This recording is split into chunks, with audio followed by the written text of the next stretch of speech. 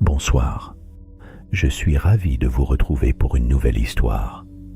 Avant de commencer, un grand merci à vous d'être là et de prendre le temps d'écouter mes récits. Si ma voix vous aide à vous endormir, pensez à vous abonner et à liker la vidéo. C'est un petit geste qui soutient mon travail et m'encourage à vous offrir encore plus d'histoires. Ce soir, laissez-vous porter par une histoire qui commence au cœur du désert, là où chaque silence résonne comme une promesse d'aventure. Ici, face à l'immensité des dunes, chacun découvrait en lui des ressources insoupçonnées. Installez-vous confortablement et ouvrez grand votre imaginaire. La solitude, la survie et la douceur inattendue d'une rencontre vous attendent aux confins du sable et de la nuit. Bonne écoute et douce nuit.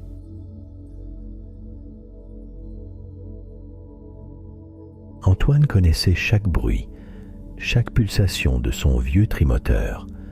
Même la nuit, l'air paraissait différent en altitude, limpide, vierge, et, sous ses ailes, les reliefs du désert prenaient d'étranges allures à demi effacées par la lune. D'ordinaire, il trouvait la route vers Tombouctou sans hésiter, guidé par les constellations familières. Mais ce soir-là, une ombre inquiétante progressait loin à l'ouest. Un arc de nuages denses, poussé par un vent imprévu, déchira le ciel et balaya le calme feutré. En moins de 10 minutes, la tempête était sur lui. Des grains de sable virevoltaient, giflant les hublots, martelant le métal. Antoine plissa les yeux, ajusta son casque, sentit sous ses doigts la molette du trim. Les instruments vibraient furieusement. Il aurait voulu deviner ce qui se cachait devant lui, mais la visibilité était annulée. Tout se réduisait à de rapides calculs mentaux, à cette confiance crispée dans l'expérience. Le moteur tribord toussa, oscillant entre geignement et sursaut. « Ça ne tiendra pas longtemps », murmura-t-il, la bouche desséchée. Le vent le ballottait, drossait l'avion comme un jouet maladroit.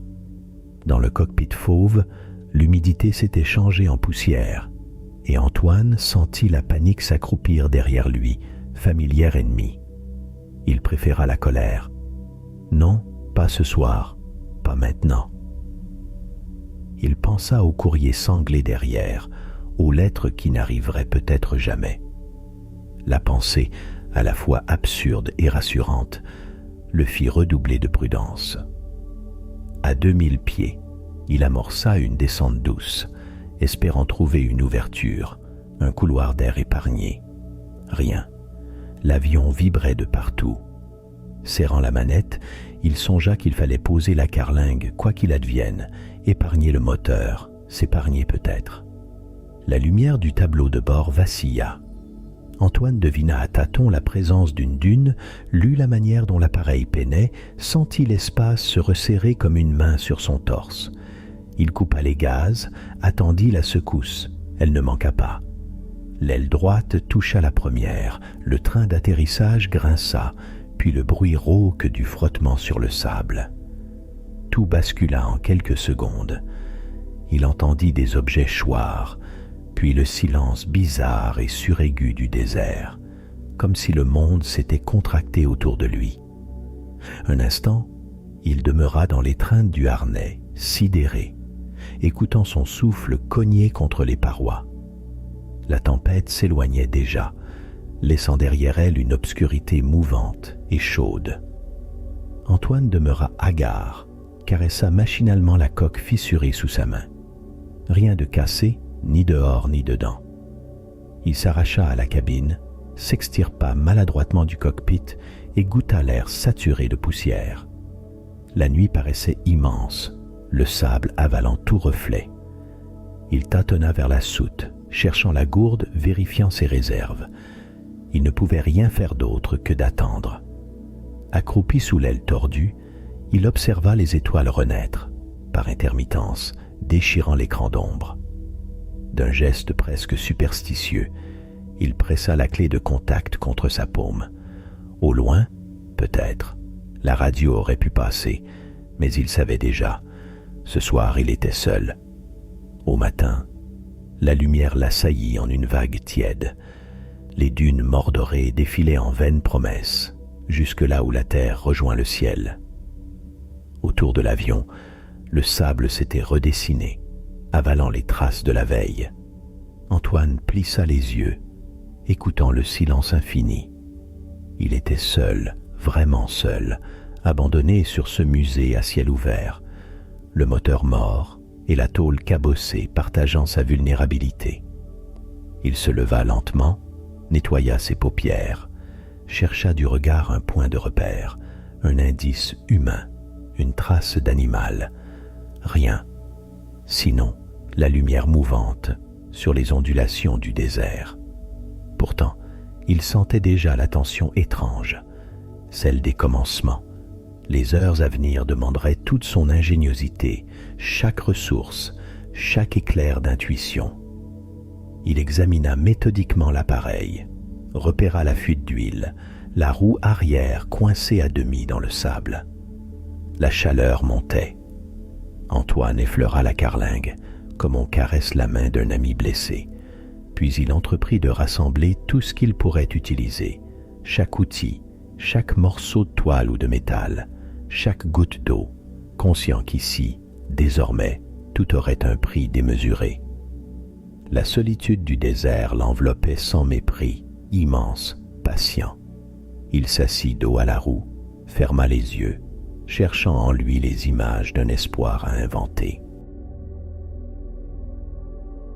Antoine prit la décision de s'installer près de l'aile tordue, dans l'étroit couloir d'ombre qu'elle projetait sur le sable. Il avait, à force d'observer, compris que la lumière découpait chaque heure du désert avec la précision d'un coutelier. Son temps, désormais, se mesurerait en petites réserves, la gourde qu'il ouvrait à peine, les miettes de biscuits songées comme des trésors, les gestes précis du couteau sur le métal froissé. Il choisit de rester, guidé moins par la crainte du vaste inconnu que par une loyauté têtue envers son appareil blessé. Il entreprit de réparer ce qui pouvait l'être. Il enleva patiemment des poignées de sable logées dans le train, vérifia les connexions, remplaça un fusible en espérant que la radio, peut-être, fonctionnerait juste assez longtemps pour émettre un signal faible. Un mince filet de voix. Ici FAKHT. Antoine, panne moteur. Coordonnées approximatives. Se perdit dans le grésillement. Il répéta le message, encore, chaque heure, comme une prière entêtée jetée à l'indifférence du ciel. La solitude s'installa, dense mais sans cruauté. Elle portait l'odeur chaude de la tôle et le goût métallique du silence. Parfois, une rafale furtive soulevait un souffle de sable, et Antoine croyait entendre des pas imaginaires, le ressac d'une vague lointaine ou la rumeur d'une ville disparue. Il tenta d'apprivoiser l'accalmie. Il nettoya chaque outil, aligna précieusement ses réserves, cousit d'une main lente une déchirure sur sa combinaison. Toute invention, dérisoire ou non, lui semblait essentielle. Par distraction, il fit quelques essais de signaux. Il disposa la couverture aluminium sur le capot, imagina que le miroitement attirerait peut-être un vol égaré. Il alluma une vieille fusée de détresse juste pour voir si le mécanisme ronronnait encore. Il contempla la traînée lumineuse se dissoudre trop vite dans le ciel céruléen. Sous ses pieds, la terre vibrait d'un silence ancien.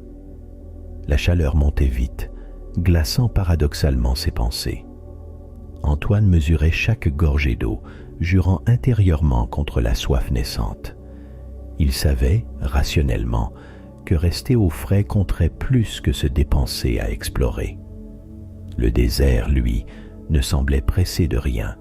Il tenait entre ses courbes de sable tous les secrets du monde et observait, sans passion ni colère, ce fragment d'homme et de machine égaré en son cœur. À la tombée du jour, une paix étrange enveloppa la carlingue mutilée. Antoine s'adossa à la roue arrière écoutant l'obscurité progresser dans un ciel sans fin. Au-dessus de lui, les premières étoiles devinrent plus aiguës, plus vives qu'il ne les avait jamais vues. Elles pulsaient, oscillant entre la promesse d'un salut et le rappel tranquille que, loin de tout, il n'était personne.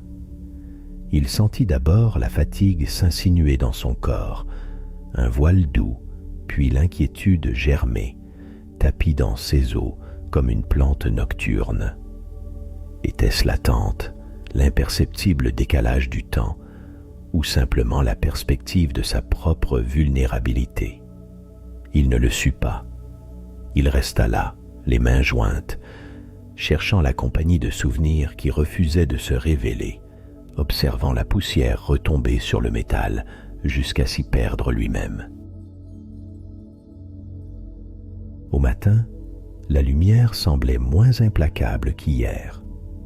Antoine tira sur la fermeture de sa veste, huma l'air sec, observa d'un regard lent cet avion qui n'était plus qu'abri, coquille à demi vidée de sens. Il savait, cette fois, que prolonger l'attente ne ferait qu'épuiser les quelques miettes de ressources qui lui restaient. Il plia soigneusement la couverture grise, rassembla dans sa poche la clé universelle du cockpit, glissa la gourde à la ceinture. Son buste se heurta au rebord du fuselage. Il laissa glisser ses doigts sur le métal, une caresse discrète, presque une promesse. Se détacher de la carlingue, c'était tourner une page sans la refermer. Il marcha d'abord vers l'est, décidant que le soleil levant offrait une direction plus facile à soutenir qu'un cap abstrait. Les pas s'imprimèrent dans le sable comme autant de questions laissées sans réponse. Sous ses pieds, la texture changeait, passait de la croûte salée à la poudreuse instable, puis à ce gravier doré, presque apaisant. Antoine pensa alors à son enfance, à un autre désert, figé sur la plage de Quiberon, où gamin, il jouait aux explorateurs sous les regards amusés des goélands. Il eut une soudaine envie de rire, secoué par l'absurdité de la mémoire. « Ça t'aurait plu, papa. Voilà enfin ton fils en route pour un vrai désert. » Le silence avala sa voix, comme une mer efface une esquisse à même le sable. Il se remit à avancer, attentif à chaque détail d'un paysage que la lumière, peu à peu, découpa en 1000 nuances d'ocre et de beige. De temps en temps, il s'arrêtait, la main posée en visière devant les yeux. Il scrutait l'horizon à la recherche de la moindre aspérité, du reflet trompeur d'une possible eau cachée. À chaque halte, le poids de la gourde semblait s'alléger. Il choisissait ses gestes, réglait sa respiration, mesurait les réserves invisibles de son corps. Parfois, un petit vent se levait, presque frais. Il fermait les yeux, s'abandonnant à son souvenir préféré, le visage de Jeanne endormie, l'odeur diffuse de café dans la maison en pierre. Mais l'instant ne durait jamais. Très vite, la vigilance reprenait ses droits. La moindre tache sombre sur le sable devenait promesse ou menace. Serpent, scorpion, bois mort. Il évita d'y penser trop longtemps. Il observait, cataloguait sans s'attarder, profitait d'un caillou plat pour reposer sa jambe douloureuse. Dans cette liberté neuve, parfois pesante, il sentait pourtant s'alléger une part de son angoisse. L'action, même minimale, valait mieux que l'attente assiégée au pied de l'avion.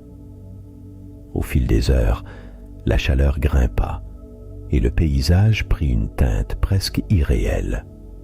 La perspective se tordait sur la lande, diluant les formes, accentuant la solitude. Antoine s'arrêta sous une maigre ombre, sortit un morceau de biscuit, croqua lentement. « Tu fais vraiment dans l'austère, mon vieux. » Le trait d'humour glissa, se désagrégea dans l'air brûlant.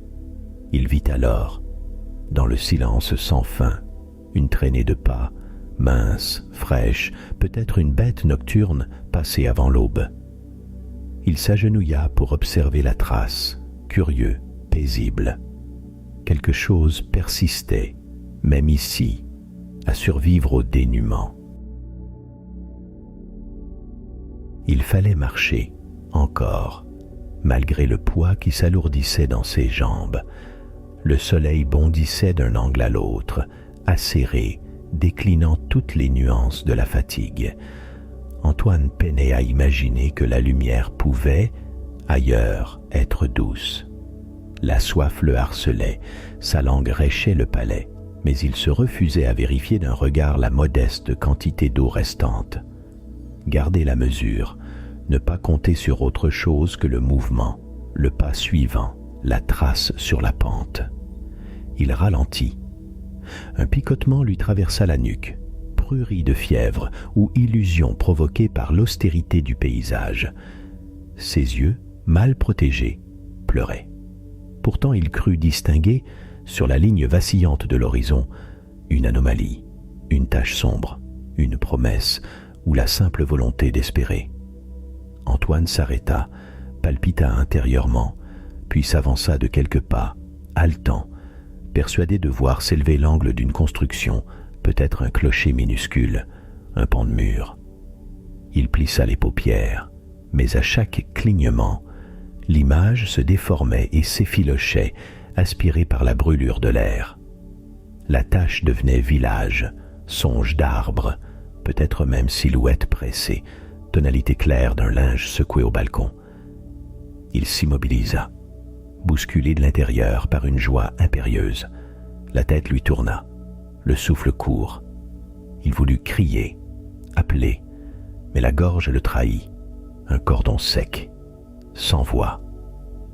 Antoine fit encore 2 pas, persuadé d'approcher du salut.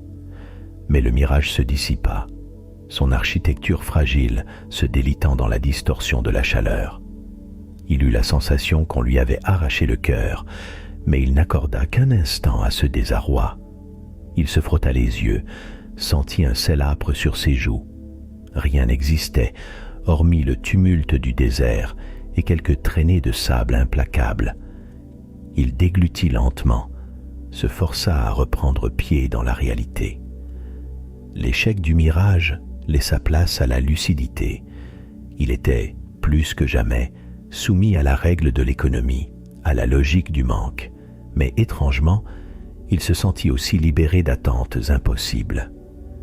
Il porta la main à sa ceinture, effleura la gourde, s'assit sans cérémonial, profitant de l'ombre frêle d'une dune.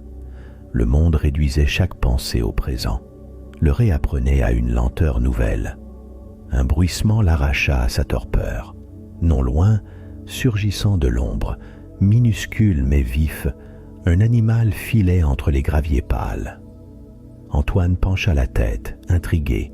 C'était une gerboise, adorable, aussi légère qu'une plume. 2 yeux noirs vifs, longues pattes fuselées, queue à pompons, bavarde d'espoir.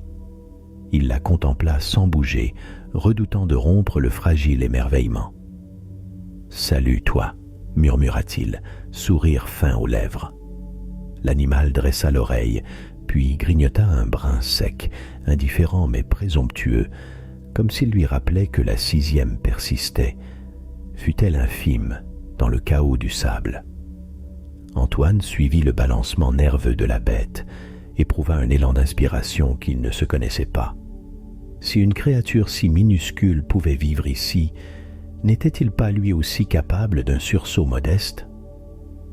La gerboise bondit hors de son abri improvisé, disparut derrière une vague de relief. Antoine sourit à cette fugue légère. Un instant, il caressa l'envie de la suivre, mais la prudence ramena le calme dans son esprit. Il huma l'air sec et prit une longue inspiration. Abattu, exténué au point que la lumière elle-même lui semblait lourde, Antoine traîna les pieds jusqu'à l'acacia isolé qu'il avait vu, tordu de sécheresse, mais suffisamment dense pour projeter une ombre fragile. Il défit sa ceinture de cuir, laissa glisser sa gourde contre son flanc, puis s'allongea, le dos calé contre le tronc fibreux. L'odeur âpre de l'écorce et de la terre surchauffée imprégna ses narines. Il se sentit minuscule, soudain insouciant, et céda au poids qui lui collait les paupières. Son sommeil n'eut rien de noir. Il glissa, léger, dans un univers sans contour. L'eau ruisselait entre ses doigts. Elle était claire, rapide, dévalant un lit de pierre polie. Les rires de voix lointaines, voilés de tendresse, franchissaient la surface miroitante. Antoine crut reconnaître ceux du passé, confondus avec des voix enfants, limpides et rassurantes. Aucune ne disait de mots, mais chacune parlait d'appartenance apaisée. Un souffle tiède passa sur sa peau.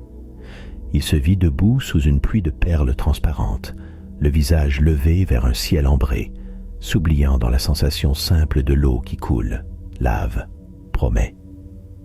Le rêve vacilla, bascula, laissa surgir des souvenirs d'odeurs anciennes, herbes écrasées sous les pas, linge séché au vent, les mains d'une femme sur ses épaules. Il s'y abandonna, ni tout à fait présent ni absent, caressant intérieurement l'idée qu'on peut habiter le bonheur d'un souvenir. La soif le réveilla. C'était une faim d'eau qui creusait jusqu'à l'os, sans rudesse mais insistante, aiguë comme un appel familier. Il entr'ouvrit les yeux et discerna la maigre ombre basculée du tronc, déjà raccourcie sur le sable. Un filet de sueur lui dessina la tempe. Il s'assit, sonda le silence, n'esquissa aucun geste pour sa gourde. Au lieu de cela, il écouta son souffle, creux, presque régulier, comme si le rêve avait installé en lui une certitude musclée. C'est alors qu'il la vit. Pas une illusion. Cette fois, la verdure tressaillait à l'horizon, une tache trouble mais stable, là où l'œil n'avait jamais rien rencontré que la déclinaison mordorée du désert. Antoine sentit sa poitrine se soulever d'un réflexe qu'il crut perdu.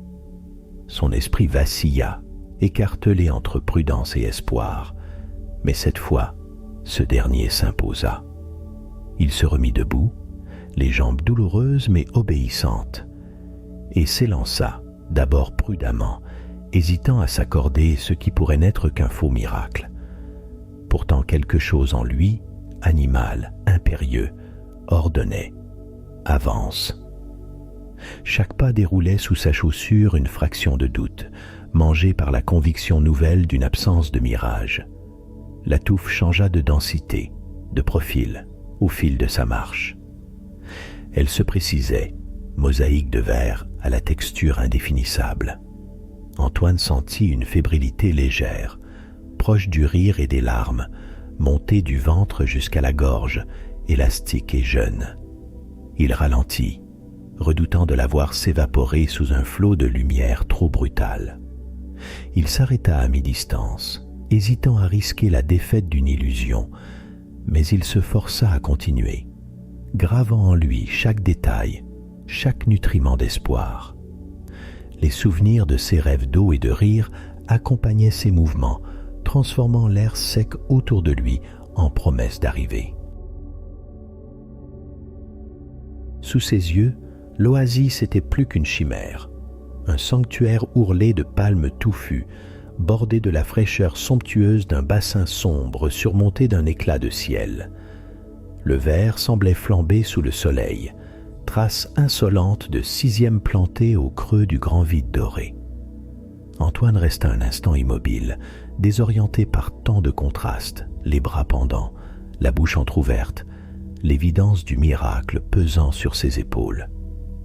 Il fit un pas, puis un autre, le souffle court de crainte et d'effroi heureux, avançant jusqu'à sentir sous ses bottes la nervosité de la terre plus souple, l'odeur criblée de sève.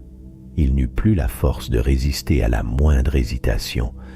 Il s'accroupit près de l'eau, la main tremblante, laissa glisser ses doigts à la surface, puis y plongea tout entier le visage, oubliant la morsure du soleil, le sel de la sueur, la fatigue ancienne.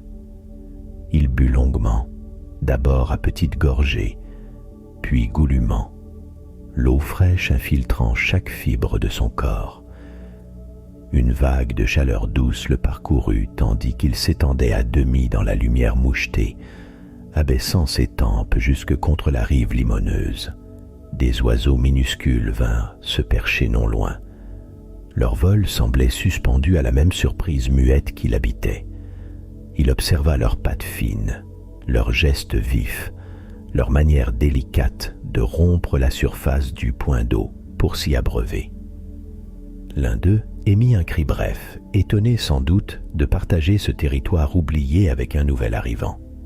Le silence ici était différent, plus tendre, saturé de bruissements. Les dattiers offraient leurs grappes lourdes que le soleil avait gorgées de sucre, et Antoine se sentit soudain rassasié, rien qu'à les regarder. Il grimpa maladroitement sur l'un des troncs, choisit une grappe, la cueillit sans la moindre honte, et s'assit à l'ombre, savourant chaque datte, leur chair dense, élastique, le jus poisseux coulant le long de sa paume. L'après-midi filtrait doucement à travers les palmes en dentelle, dessinant des ombres mouvantes sur le sol. Lavé de fatigue, Antoine s'enfonça dans ce décor neuf où tout semblait s'être inventé juste pour lui. L'odeur de l'eau, l'effluve de la terre crue, la caresse du vent léger sur sa peau hâlée, laissaient place à une sensation presque primitive, celle d'un animal paisible, revenu à son abri le plus sûr. Il ôta sa chemise, laissa l'air tiède sécher doucement la sueur accumulée, puis s'immergea lentement dans l'eau. La fraîcheur saisissante ranima ses muscles, puis distendit la tension des derniers jours jusqu'à ce que la lassitude glisse de son corps, diluée dans le miroir du bassin. Il se laissa porter, yeux clos, les bras ouverts, oubliant toute notion d'urgence. Des oiseaux s'installèrent maintenant à proximité, insouciants de sa présence, s'ébrouant en éclats d'écume. Un lézard curieux l'observait, immobile sur une pierre chaude. Antoine croisa son regard, et ils semblèrent se saluer dans l'accord silencieux des survivants, partageant la certitude nouvelle d'avoir trouvé un répit. La lumière était devenue douce, les bruits du désert, lointains et assourdis, remplacés par le clapotis rassurant de l'eau, le crépitement discret d'une branche sèche. Il contempla ses mains, abîmées mais vivantes, et sentit naître, au fond de lui, la promesse humble d'un recommencement, là où tout était encore à inventer. Les premiers jours furent sans heure. Le temps paraissait tapi, insaisissable. Au réveil, un fil de lumière brumeux s'infiltrait entre les palmes disjointes, et Antoine s'étirait, les muscles gourds de gratitude. Il avait décidé, dès la seconde aube, de se fabriquer un abri plus durable, une hutte rudimentaire mais solide, s'appuyant à la courbe rassurante des troncs. Il sélectionna des branchages morts, entremêla les palmes, bondissant sur l'occasion que lui offrait la nature, modeste et généreuse tout à la fois. L'organisation s'installa peu à peu, un espace pour dormir, sur un lit de feuilles séchées, un coin frais pour entreposer les dattes, une petite cavité creusée à l'ombre afin de garder quelques ressources à la fraîcheur relative. Il s'étonnait de cette satisfaction nue, presque enfantine, à dresser une sixième de fortune à l'échelle de ses seuls bras. La répétition des gestes, liés, tressés, calés, soupesés, lui donnait le sentiment rare de pouvoir abolir toute angoisse. Lorsque le soir déclinait, de petites ombres furtives circulaient sur la lisière de l'oasis. Les premières fois, il n'y prêta qu'une attention distraite, puis le manège s'intensifia. Oreilles pointues, museau triangulaire, silhouette effilée de fennecs. Il surgissait, toujours en silence, flairant l'air, se glissant de touffe en touffe. Antoine suspendait ses gestes, retenant sa respiration à chaque apparition. Il se surprit à murmurer, presque à voix haute, « Venez, je ne crains pas votre compagnie. » La nuit imposait son royaume. Le silence s'épaississait. Antoine sentit qu'il pouvait s'y lever sans crainte, apprivoisant peu à peu la densité sonore du rien, attentive à chaque bruissement ténu. Cette amitié neuve avec le silence lui sembla bienfaisante. Il s'endormait tôt, le souffle de l'air tiède recouvrant d'un drap invisible toute inquiétude. Chaque matin le poussait à explorer davantage. Il contournait la zébrure claire du bassin, examinait la lisière des dunes, inspectait jusqu'aux crêtes, la prudence chevillée au corps. Son regard se posait sur tout ce qui rompait l'uniformité du sable, une empreinte ovalisée, un éclat d'aile, la carapace d'un scarabée qui obstinément traçait sa route sous le poids du matin. Il prenait soin de repérer les moindres indices, traces humaines, récipients oubliés, débris éventuels. Il n'y trouva rien, si ce n'est le vent, parfois un sifflement, un grain de sel égaré sur la peau, quelques scarabées lents, ces petits miracles d'endurance à la carapace turquoise ou bronze. Il leur parlait à voix basse, imitant leur lenteur discrète, trouvant là une forme de révérence pour les ténacités silencieuses. Le soir venu, alors que la lumière déclinait sur la frange de l'oasis, Antoine observait les fennecs rôder, dessinant de leurs ombres un ballet furtif et serein. Les heures rampaient sans hâte. Rien n'était certain, sauf cette accalmie étrange, ce souffle de terre inconnu qui lui réapprenait jour après jour la justesse du temps suspendu. Les jours formaient maintenant une traînée douce et limpide. Antoine s'habitua à la grâce silencieuse de chaque matin, comme à un lent rituel. Dès la première lumière, tout paraissait figé, puis, progressant à petits pas, la sixième reprenait, subtile et opiniâtre. Près du petit bassin, 2 tourterelles, plutôt discrètes au début, vinrent s'installer. Il remarqua d'abord leur manège hésitant. Une, plus hardie, sautillait sur le rebord d'une pierre. L'autre, prudente, patientait l'aile plissée derrière le rideau épais d'un palmier. Antoine entreprit d'établir avec elle une entente muette. Il tapotait chaque matin la surface de l'eau pour créer de petites rides, guettant les reflets de leur plumage. Elles finirent par perdre toute crainte, voltant jusqu'à sa main ouverte lorsqu'il émiettait les restes d'une datte. Il leur prêtait des prénoms secrets, leur parlait à voix basse, esquissant parfois le son rauque d'un roucoulement pour les rassurer. Les jours s'écoulaient, chaque geste empreint d'une lenteur volontaire. Antoine s'asseyait souvent à l'ombre, contemplant les tourterelles. L'oasis devenait une scène réduite à l'essentiel, où chaque variation, une nuée de moucherons, le glissement d'une feuille, acquérait l'intensité d'un événement. Son esprit, d'abord agité par d'inutiles urgences, fut gagné par la patience tranquille des lieux. Au fond du regard d'Antoine dansaient parfois des mirages. Certains, d'une intensité troublante, projetaient sur les dunes des silhouettes familières. Un enfant courant sur la plage, son épouse cueillant des abricots, le vieux hangar de l'aérodrome. Il apprit peu à peu à ne pas s'effrayer de ces hallucinations passagères. Au contraire, il les accueillait discrètement, comme on invite un ami discret à partager la douceur d'une sieste. Il découvrit alors qu'il pouvait dialoguer avec ses pensées solitaires. Celles qui jadis le hantaient lui semblèrent maintenant des compagnonnes d'exil, paisibles la plupart, parfois espiègles.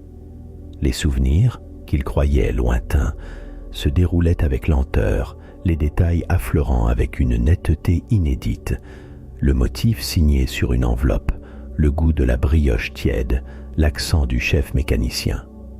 Il s'amusait à distinguer l'irréel du tangible. Il touchait longuement chaque pierre, humait les feuilles froissées. Regardant les mirages s'esquisser puis disparaître, il savourait leur passage sans chercher à les retenir, ni à en deviner la provenance. Ce lâcher-prise étrange, presque joueur, le conduisait à savourer la lente dissolution du temps.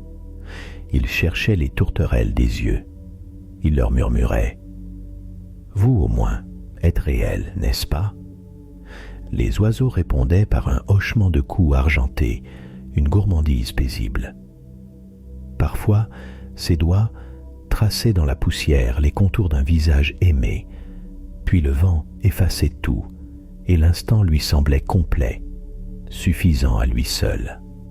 Dans cette quiétude, Antoine trouva un plaisir neuf, délié des attentes. Le soleil lui paraissait moins brutal, la brise plus tendre. Les heures s'étiraient, claires et paresseuses, accordant à chaque pensée toute la place du monde. Le matin prenait son temps, étirant ses filaments dorés sur l'oasis, lorsque Antoine se pencha au bord du bassin pour remplir sa gourde. L'eau ondulait, claire, renvoyant la lumière dans une danse hésitante. Levant la tête, une sensation fugace le traversa, comme un souffle d'inattendu. À la lisière du mirage, 3 silhouettes allongeaient leurs ombres sur le sable. Ils approchaient d'un pas sûr, mais tranquille, la démarche balancée des voyageurs rodés. Le soleil dessinait des halos autour d'eux. Antoine sentit son cœur soulevé d'anticipation, de crainte même, comme si le silence s'éventrait soudain d'une brèche joyeuse. Les inconnus, 2 hommes et une femme, s'arrêtèrent à bonne distance, souriant, entourés d'effluves poussiéreuses et d'un nuage de sagesse tranquille. La femme, la première, leva la main. « Bonjour, ami de l'oasis », lança-t-elle d'une voix qui paraissait chargée de vent et d'histoire. Elle s'appelait Salima. À ses côtés, Ménoir, les yeux plissés de soleil, salua d'un signe de menton, tandis que le plus jeune, Yacine, la bouille tranchée de jeunesse, lâchait sur Antoine un regard plus curieux que défiant. Les échanges commencèrent sur le ton feutré de la soif apaisée. Les gourdes furent remplies, le pain sec partagé, des dattes déposées en cercle. Salima scrutait le ciel, Ménoir laissait glisser entre ses doigts un galet poli. Yacine caressait distraitement la crinière d'une chèvre efflanquée. Une paix familière s'installait. « Tu es seul ici ?» demanda Ménoir, l'œil pétillant. Antoine acquiesça en riant doucement. « Pour l'instant, mais l'oasis tient bonne compagnie. » Il raconta, par bribes, la tempête, l'atterrissage étrange, cette accalmie nouvelle qui avait transformé ses angoisses en douce rivière. Les récits nomades fusaient à leur tour, pêle-mêle et sans se presser. Ménoir évoquait la rivière qui ne se montrait qu'aux fous, Salima racontait une étoile disparue. Yacine, lui, rêvait de mer invisible et de cité d'horizon. Leurs voix glissaient sur la nappe claire du matin, s'épaississant parfois d'accent ou de silence. Antoine admirait la délicatesse de leur mémoire. Chaque histoire semblait aussi vieille que l'oasis elle-même. De longs intervalles séparaient les paroles, emplis du bruissement des palmes et des coups d'ailes furtifs des tourterelles, qui n'avaient pas fui, mais semblaient tolérer ces nouveaux venus dans le cercle du refuge. Antoine éprouva une gratitude profonde, mêlée d'une étrange fébrilité. La possibilité d'un autre mouvement, d'une route, se soulevait sous sa poitrine comme une voile au vent montant.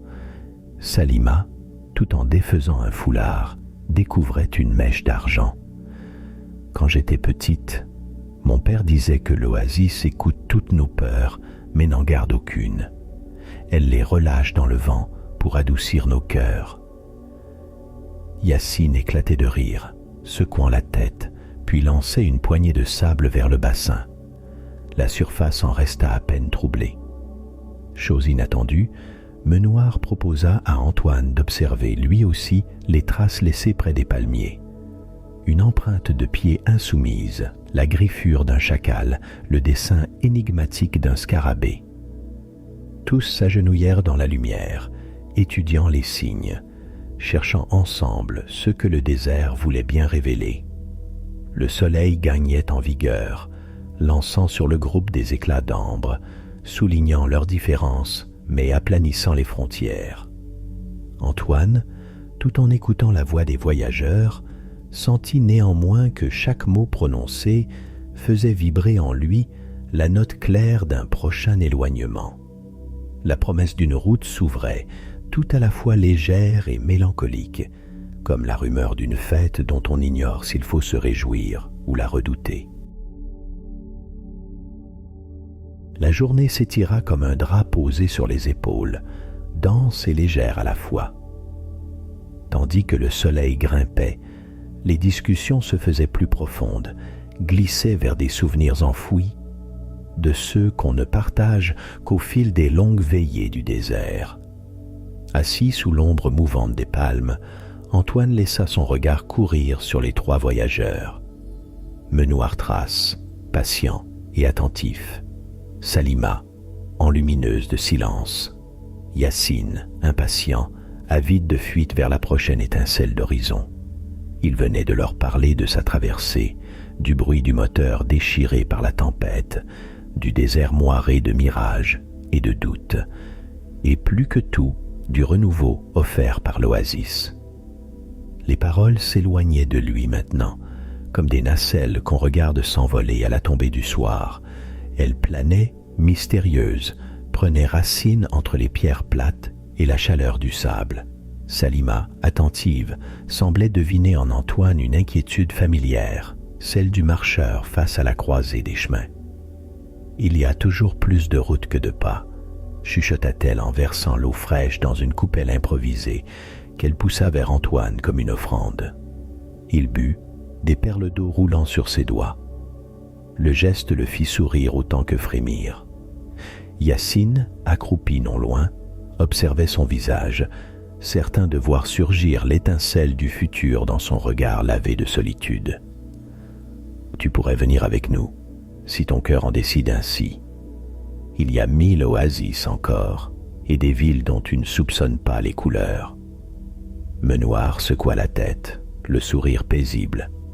« Mais certains séjours font de nous d'autres hommes, parfois une halte éclair pour une 6e entière.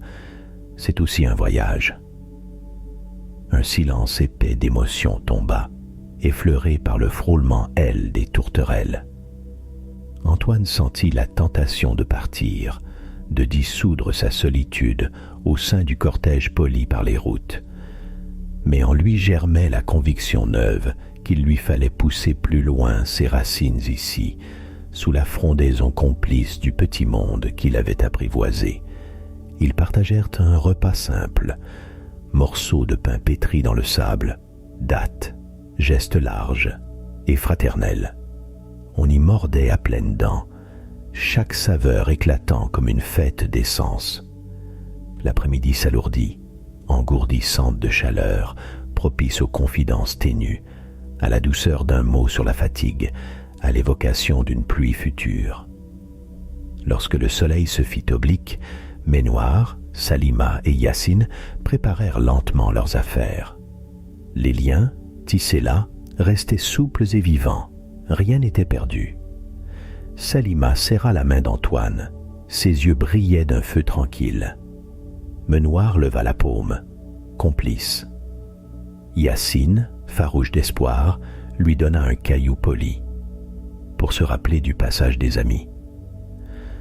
Antoine suivit des yeux les silhouettes qui peu à peu s'effaçaient parmi les dunes, minuscules, presque irréelles sous la lumière dorée. Il resta là, une main sur le cœur, une autre sur le caillou, le souffle plein du chant du désert. Il savait désormais que la solitude n'était plus son unique compagne. D'autres viendraient, lui-même partirait peut-être, mais il avait trouvé, dans ce bref partage, l'écho muet d'une communauté humaine, fragile et magnifique.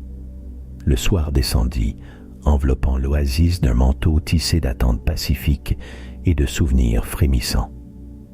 Antoine s'étendit près du bassin, les yeux ouverts sur les étoiles renaissantes. Une paix inédite lovait en lui comme un animal chaud. Tout était là. Le silence, le possible, les traces. Il ferma les yeux, prêt à rêver. La nuit, à la fois promesse et recommencement, effaça doucement les frontières. J'espère que cette histoire vous a plu. Si c'est le cas, n'hésitez pas à vous abonner et à liker la vidéo. Sur ces mots, je vous souhaite une bonne nuit et de merveilleux songes.